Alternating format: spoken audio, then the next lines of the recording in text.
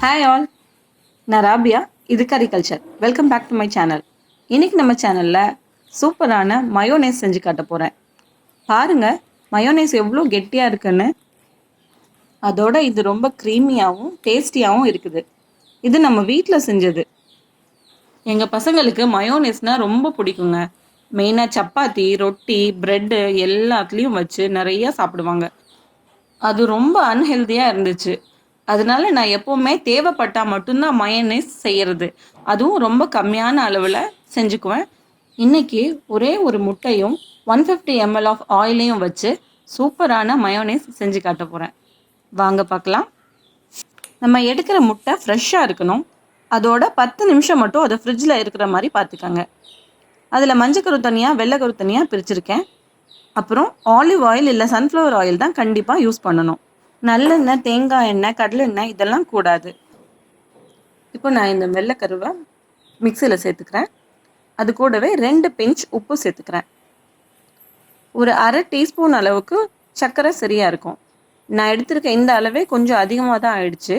நீங்கள் இதை விட கொஞ்சம் கம்மியாக அரை டீஸ்பூன் அளவுக்கு மட்டும் எடுத்துக்கோங்க. அண்ட் ஒரு அரை டீஸ்பூன் அளவு பெப்பர் பவுடர். இது டேஸ்டியாக தான் இருக்கும். பெப்பர் பவுடர் ஆட் பண்ணும்போது இந்த அரை டீஸ்பூன் கண்டிப்பாக ஆட் பண்ணிக்கோங்க. இதில் நான் ஆட் பண்ணுறது ஒரு 2 டீஸ்பூன் அளவு எலுமிச்சை சாறு. சரியாக 2 டீஸ்பூன் அளவு மட்டும்தான் இருக்குது. இது 2 பல்லு பூண்டு. இதை குட்டி குட்டியாக அறுத்து ஆட் பண்ணிக்கிறேன். ஒரு சிலர் இதில் வினிகர் சேர்க்குறாங்க. ஆனால் வினிகர் சேர்க்காமலேயே நல்லா வரும். இப்போ மிக்சியில் போட்டு நம்ம பல்ஸ் பண்ணி எடுத்துக்கலாம். நம்ம ஆட் பண்ணியிருக்கிற பூண்டு நல்லா அரைஞ்சு சர்க்கரை நல்லா கரைஞ்சி வரணும். அது வரைக்கும் இதை நல்லா பல்ஸ் பண்ணி எடுத்துக்கலாம். இப்போ பாருங்கள், நல்லா பூண்டு நல்லா அரைஞ்சாச்சு, சர்க்கரையும் கரைஞ்சாச்சு. இப்போ நம்ம கொஞ்சம் கொஞ்சமாக இது கூட ஆயில் சேர்த்துக்கலாம். இது 50 ml கப்பு தான். இதில் நான் 50 ml எடுத்திருக்கேன். இதோ இன்னொரு 50 ml சேர்க்குறேன். மொத்தம் 100 ml ஆயிடுச்சு. நீங்கள் இது போல் 100 ml ஒன்றாவும் சேர்க்கலாம். இல்லை 50 ml ஃபஸ்ட்டு சேர்த்துட்டு கொஞ்சம் நேரம் கழித்து இன்னொரு 50 ml சேர்த்துக்கலாம்.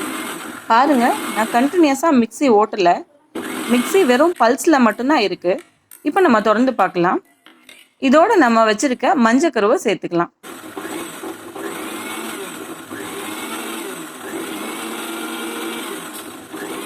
மிக்ஸியில் பல்ஸ் பண்ணுற ஃபெசிலிட்டி இல்லாதவங்க ஸ்விட்சை ஆஃப் பண்ணி போட்டுக்கோங்க. பாருங்கள் இப்போ எப்படி இருக்குன்னு. இதை இன்னும் கொஞ்சம் நேரம் நம்ம பல்ஸ் பண்ணி எடுத்துக்கலாம்.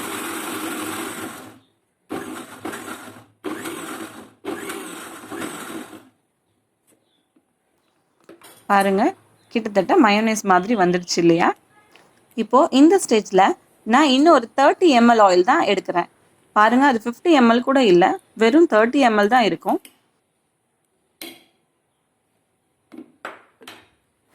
திருப்பியும் நம்ம இதை பல்ஸ் பண்ணி எடுத்துக்கலாம். ஒரு 5 to 6 டைம்ஸ் இதை நல்லா பல்ஸ் பண்ணி எடுத்துக்கலாம். நமக்கு தேவையான கன்சிஸ்டன்சியில் கிடைச்சிடும். நம்ம மயோனைஸ் சூப்பராக ரெடி ஆயிடுச்சு.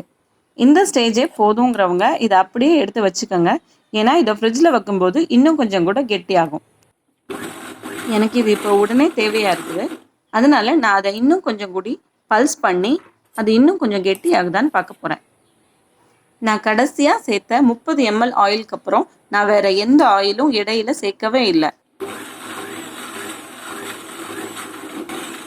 இதில் நம்ம முட்டையை பச்சையாக சேர்க்கறதுனாலையும் எண்ணெய் அதிகமாக யூஸ் பண்ணுறதுனாலும் இது அதிகமாக சாப்பிட்றது ஹெல்த்தியாக இருக்காது. அதனால் எப்போ தேவைப்படுதோ அப்போ அளவாக செஞ்சு கொடுங்க.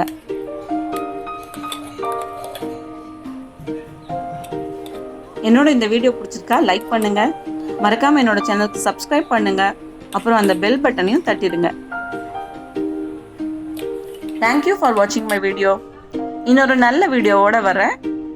Till then, take care. Bye.